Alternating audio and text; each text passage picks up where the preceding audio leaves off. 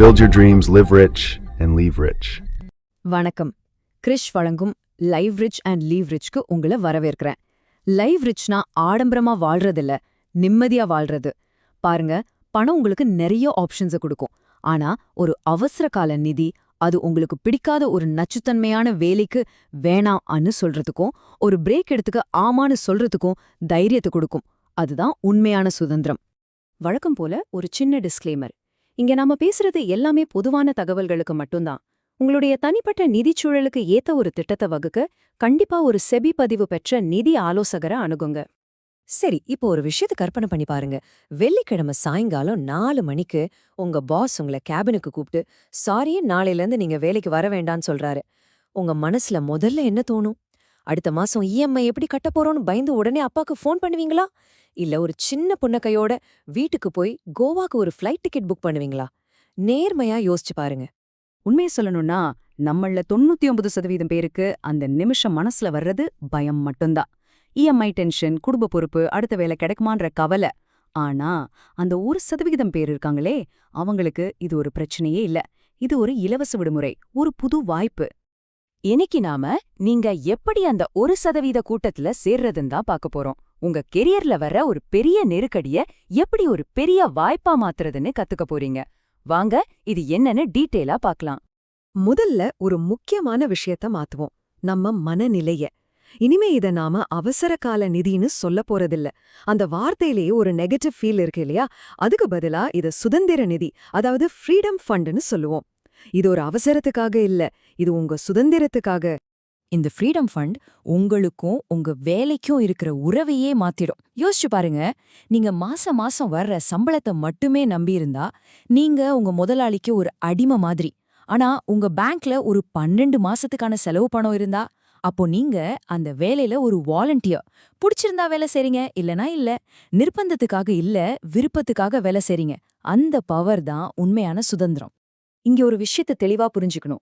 இந்த freedom fund hospital bill கட்டுறதுக்கு இல்ல, அதுக்கு தான் நம்ம கிட்ட ஹெல்த் இன்சூரன்ஸ் இருக்கு. இந்த பணம் உங்களுக்கு வேலை இல்லாத நேரத்துல, உங்க எதிர்கால நீங்க ரெஸ்ட் எடுக்க, ஒரு புது கோர்ஸ் படிக்க, இல்ல ஒரு நல்ல வேலையை நிதானமா தேட நீங்களே உங்களுக்கு கொடுத்துக்கிற சம்பளம். ஓகே, எல்லாம் நல்லா தான் இருக்கு. ஆனா இந்த நிதியை உருவாக்குறது எப்படி? அதுக்கு எவ்வளவு பணம் தேவைப்படும்?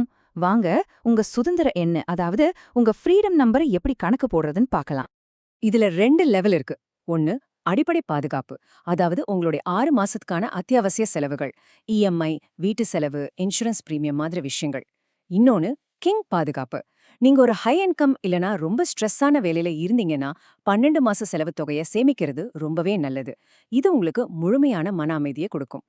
இப்போ ஒரு நிஜ வாழ்க்கை உதாரணத்தை பார்க்கலாம். வருஷத்துக்கு 18 லட்சம் சம்பாதிக்கிற ஒருத்தர் தன்னோட பணத்தை எப்படி திட்டமிடுறாருன்னு பாருங்க.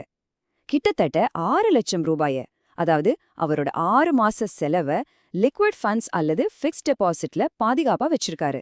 இதுதான் அஸ்திவாரம்.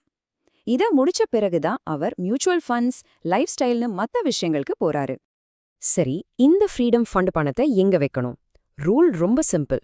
அது போர் அடிக்கிற மாதிரி ஒரு இடமா இருக்கணும். ஆனா அவசரத்துக்கு உடனே பணம் எடுக்க முடியணும். ஸ்வீப் அண்ட் ஃபிக்ஸட் டெபாசிட் இல்லனா 24 மணி நேரத்துல பணம் கிடைக்கிற லிக்விட் மியூச்சுவல் ஃபண்ட்ஸ் ஒரு நல்ல ஆப்ஷன். ரொம்ப ரொம்ப முக்கியமான ஒரு கட்டுப்பாடு என்னன்னா, இந்த பணத்தை ஒருபோதும் ஸ்டாக் மார்க்கெட்ல போடாதீங்க. இங்க நமக்கு ரிட்டர்ன்ஸ் முக்கியம் இல்ல, தேவைப்படும் போது பணம் கைக்கு வர்றது தான், அதாவது ஆக்சஸ் தான் முக்கியம். இப்போ இந்த ஃபண்ட் இருந்தா வாழ்க்கை எப்படி இருக்கும், இல்லனா எப்படி இருக்கும்னு புரிய வைக்க 2 பேரோட கதையை பார்க்கலாம். அபய் மற்றும் அமூல்யா.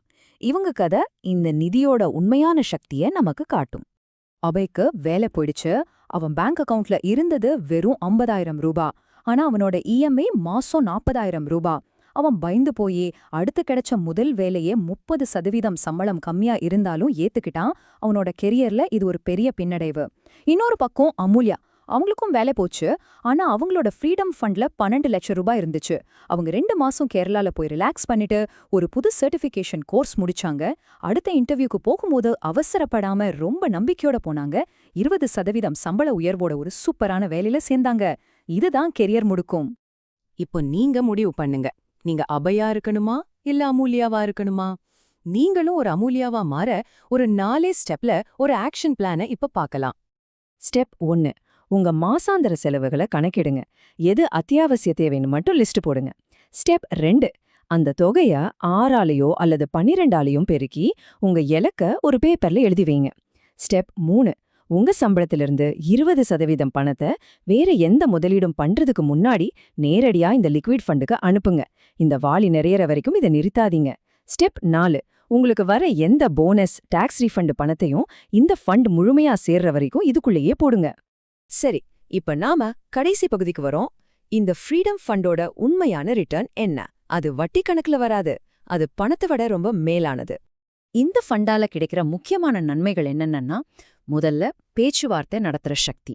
பசியோட இருக்கும்போது அடுத்த சம்பளத்தை பத்தி பேரம் பேச முடியாது. 2வது, மன அமைதி. ஒரு வருஷம் வேலை இல்லைன்னாலும் சமாளிக்கலாங்கிற தைரியம் இன்னைக்கே உங்க தன்னம்பிக்கையை அதிகமாக்கும். 3வது, பணமாக்குதல், அதாவது லிக்விடிட்டி. அவசரத்துக்கு உடனே பணம் கைக்கு வர்றது தான் இதுல முக்கியமான அம்சம். இந்த முழு விஷயத்தோட சாராம்சம் இதுதான். இந்த நிதியோட வருமானம் வட்டி கிடையாது. அதோட உண்மையான வருமானம் நிம்மதியான தூக்கம். அதோட உண்மையான வருமானம் உங்க தன்மானம்.